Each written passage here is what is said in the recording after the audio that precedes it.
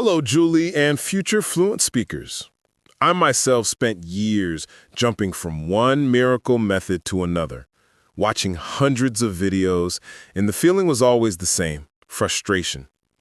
I felt like I was running in circles, with the feeling of knowing the words, but not being able to put sentences together. Sounds familiar, doesn't it? You're not alone. That's the problem we want to address today. Most people look for a magic solution, an app that promises fluency in 3 months, or a secret technique that unlocks the brain. But the truth is, the secret isn't in a miracle method. It's in how you train your mind to deal with what you don't understand. That's where things get interesting, because most of us, when we don't understand something, what do? Pause, go back, listen again, and get frustrated. But as we'll show you today, that approach can actually be sabotaging your progress. Exactly. Let's listen to a snippet of a real conversation about impulse buying to help us train our minds to think in English using information we encounter every day. Leave a comment below about something you've bought on impulse and regretted. We'll select 5 comments to thank in a future video. Don't be afraid to make mistakes. This is the first tip. Now, let's get to the dialogue. Oh, this part won't have subtitles. You'll find out why later.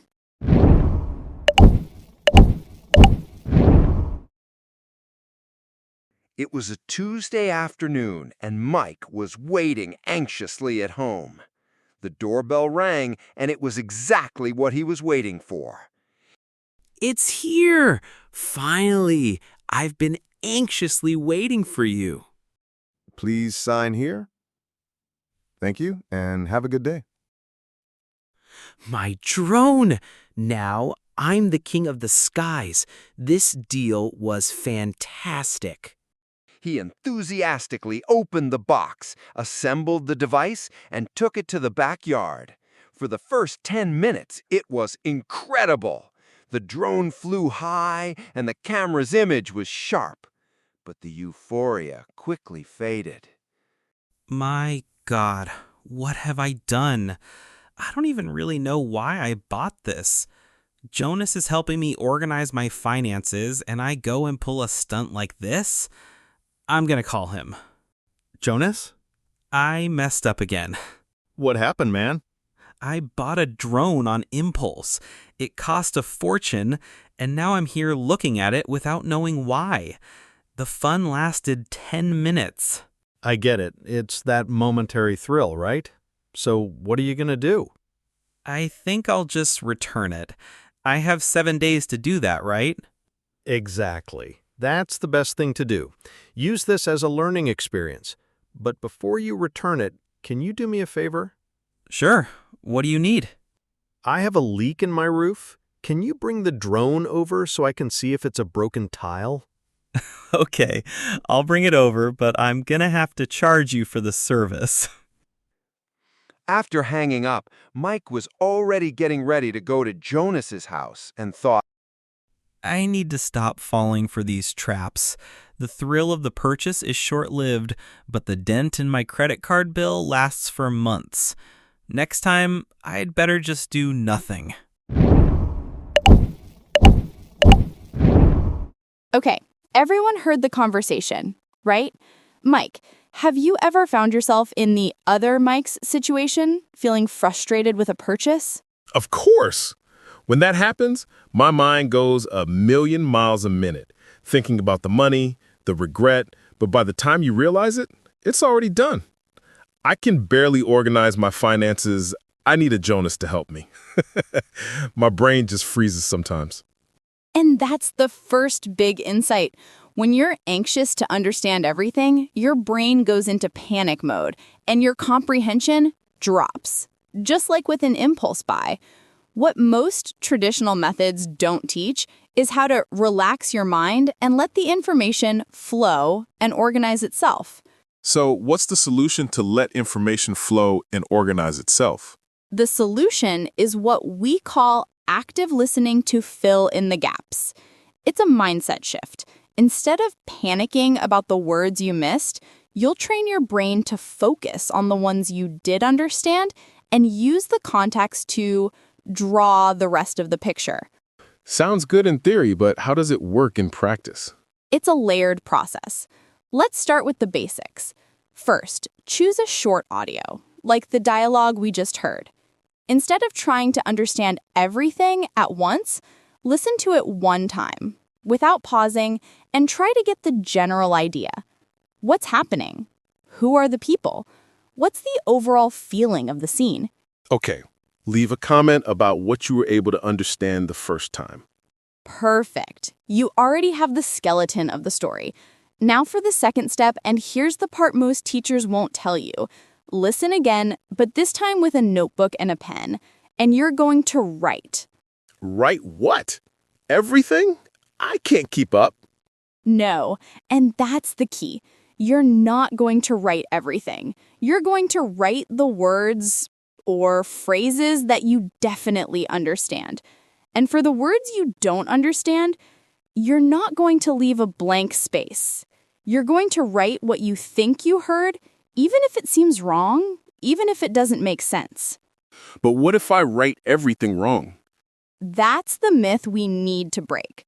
Mistakes are your best friend here. When you write what you think you heard, you're forcing your brain to create phonetic connections. You're training your ear to recognize sound patterns, even if you don't know the meaning yet. It's the attempt that matters, not the precision. Trying and making mistakes is like walking in a straight line toward your goal, while not trying for fear of making mistakes is like walking in circles. And you, future fluent speaker, comment below, "I'm not afraid to make mistakes anymore." Got it. So instead of punishing myself for not knowing, I should actually take a guess at what I heard. Exactly. And now for the most profound tip. After you do this, compare what you wrote with the transcript. You'll see two things: the words you got right, which will give you confidence, and the ones you got wrong. And it's in the mistake that the magic happens. You'll see, for example, that you heard "king of the skies" and maybe wrote "king of the skiz." When you see the correct form, your brain makes a connection. Ah, so that's what that sound looks like when it's written. Wow, that makes so much sense. It's like I'm building a bridge between the sound and the word. And now the advanced adjustment. For the words you got wrong, don't just correct them. Listen to the audio again, focusing on that specific word. Try to imitate the pronunciation. Feel how the sound is produced in your mouth. This creates a much stronger muscular and auditory memory than simply reading the word. That's incredible. So the method isn't just about listening, but about listening, trying, making mistakes, correcting, and imitating. Precisely. Let's compare this to the incorrect way. When you pause and repeat incessantly, you create a cycle of anxiety. Your body gets tense, your mind shuts down, and you associate learning with a negative experience.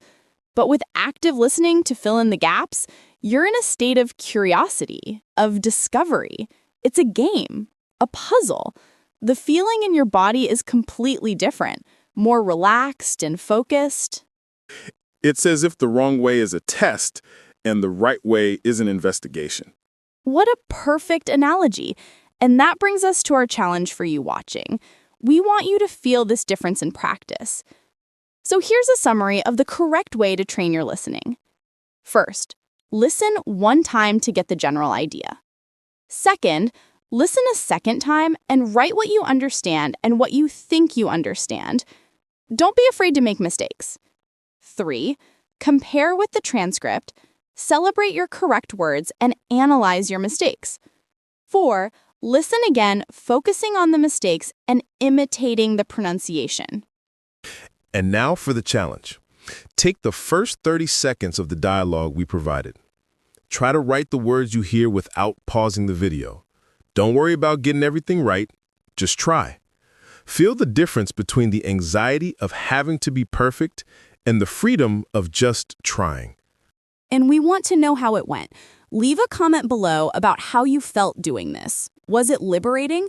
Were you surprised by how much you were able to catch? We'd love to read about your experiences. This is the first step to transforming how you learn. There are no shortcuts, but there is a smarter path, and you just learned it. Keep practicing, stay curious, and most importantly, be gentle with yourself in the process. To learn how to stop running in circles, check out this video here that shows a spectacular fable about it.